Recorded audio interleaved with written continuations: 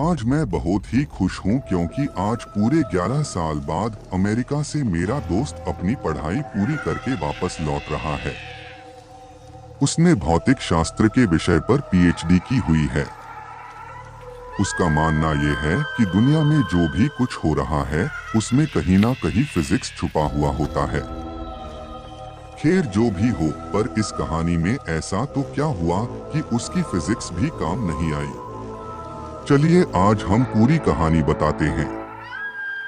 जब वो अमेरिका से वापस आया तो सीधा मुझसे मिलने के लिए मेरे घर पे आ गया और आकर ही मुझसे गले मिल गया। मैं भी उसे देखकर बहुत खुश हो गया। मैंने बोला, अरे शिवम, अमेरिका से कब लौटा? मुझे बताया भी नहीं, आज ही लौटा हूँ। तुम्हें सरप्राइज देना चाहता था, इसीलिए मैंने तुम्हें नहीं बताया। और बता, क्या हाल चाल है? घर में सब कैसे हैं? मैंने कहा, सब बढ़िया है और घर में भी सब अच्छे हैं। तू बता, तू कैसा है? तुम्हारी पढ़ाई पूरी गई क्या? हाँ, मेरी पढ़ाई तो कंप्लीट हो गई और अब मैं हमेशा के लिए इंडिया वापस आ गया हूँ। अब हम दोनों मिलके खूब मस्ती करेंगे। मैंने कहा, ठीक है, पर आज तुम्हें मेरे घर पे खाना खाने के लिए आना पड़ेगा। वो बोला, जरूर आऊंगा। और है, उसके बाद हम कहीं घूमने के लिए जाएंगे, कुछ तूफानी करेंगे, ठीक है ना? मैंने बोला, ठीक है। उसके बाद हम दोनों ने रात को खाना खाने के बाद हमारे गांव के पुराने मंदिर में घूमने के लिए गए।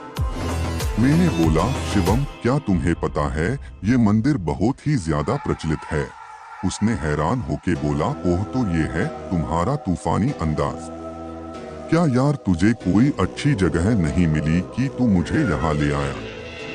मंदिर? मैंने बोला, तुम चलो तो सही, बहुत मजा आएगा। लोगों का मानना यह है कि यह भूत प्रेत जैसी आत्माएं रहती है। शिवम, क्या सच में यहाँ पे भूत है? क्या तुम भी मजाक कर रहा हो?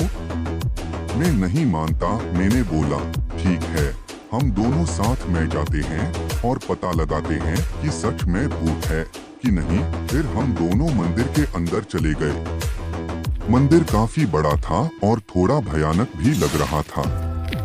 ऐसा लग रहा था कि कई दिनों से यह साफ सफाई नहीं हुई है। फिर हमने मंदिर के पुजारी से बात की। पंडित जी, हमने सुना है कि यहाँ आसपास कोई भूत का निवास है, क्या यह बात सही है? यह सुनकर वो पुजारी हमको घूरने लगा और बोला, चले जाओ यहाँ से, ये जगह तुम्हारे लिए सही नहीं है। मैंने बोला, क्यों पंडित जी? पंडित जी, आओ मेरे साथ, मैं आपको बताता हूँ। इतना कह के वो हमें एक कमरे में ले गया और हम जैसे ही अंदर गए तो वो पुजारी ने बाहर से उस कमरे को लॉक कर दिया। यह देखकर मैं और मेरा दोस्त शिवम घबरा गए। वहां पे अंदर जाके देखा तो हमारे तो होश ही उड़ गए। वहां उस रूम के अंदर कई सारे कंकड़ और हाड़पिंजर पड़े थे और बहुत ज्यादा गंदी बास आ रही थी। उतने में ही पीछे से दो बड़े और भयानक दिखने वाले आदमी आए। उन्हें देखकर ऐसा लग रहा था कि वो कोई साधारण इंसान नहीं बल्कि मांस और खून पीने वाले नरभक्षी हैं। यह सब देखकर हम बहुत डर गए। हमने तो मान ही लिया था कि अब हम जिंदा नहीं बचेंगे। फिर उन दोनों ने हमें कस के पकड़ा और हमें एक कोने में गए। फिर हम दोनों बहुत चिल्लाए, बचाओ बचाओ, लेकिन कोई बचाने के लिए नहीं आया। इतने में ही हो पंडित जी एक बड़ी चमत्कारिक तलवार लेकर हमारे रूम में आए। फिर उन तीनों ने रूम में आग लगा के मंत्रोच्चार करना शुरू कर दिया। हमने यह सब देखकर डर के मारे और ज्यादा जोर जोर से चिल्लाने लगे। ठीक उसी समय किसी ने बाहर से हमारे रूम का दरवाजा खटखटाया। दरवाजे की खड़खड़ाहट सुनकर उन तीनों ने रूम की आग बुझा दी और दूसरे कमरे में चले गए। हमने तुरंत ही उठकर उस रूम का दरवाजा खोल दिया। दरवाजे के सामने उस मंदिर के ट्रस्टी और आसपास के रहने वाले लोग खड़े थे। हम कुछ बोले उससे पहले उन लोगों ने हमें धमकाना शुरू कर दिया।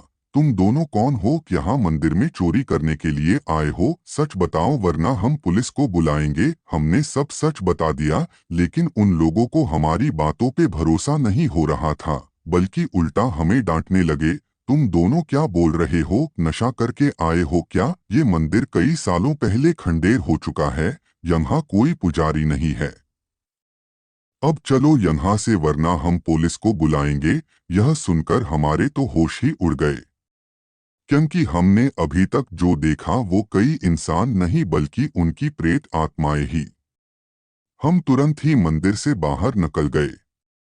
बाहर निकलते समय मैंने मंदिर की खिड़की से अंदर देखा तो वो तीनों वहीं पे मौजूद थे और मुझे देखकर हंस रहे थे। मैं और मेरा दोस्त तुरंत बाइक लेके घर पहुंच गए।